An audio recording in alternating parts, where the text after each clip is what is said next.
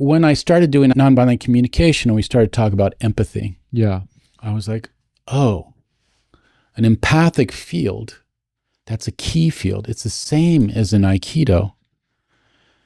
And so I had all these basic practices I was learning and teaching for, at that point, a couple decades on how to work with an empathic field or a key field to open and listen skillfully.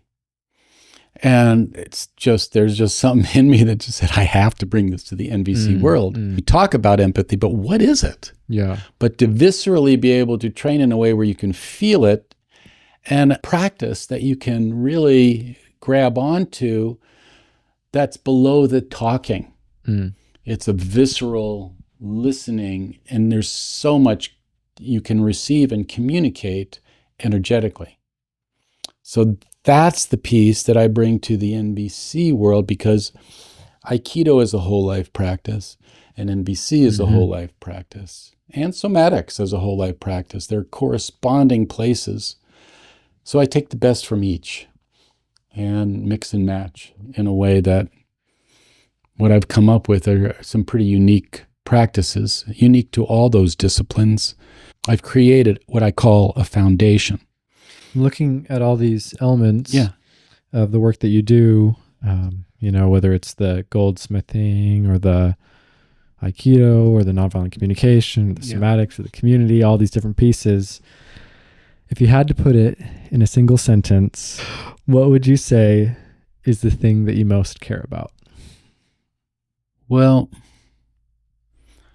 what I love, that I never get tired of, and that keeps giving, sort of my direction, it brings all those things into it. And it's developing and practicing ways to become who I want to be, really want to be, that are grounded in what matters to me, what I care about. And sharing practices with others so they can develop the practices for becoming who they want to be. And in this way, finding our voices in the world, in our relationships. That to me is my activism right now for the world as I see it. To help people find their voices and actions that are grounded in what they care about, and putting that out into the world. And that's for the sake of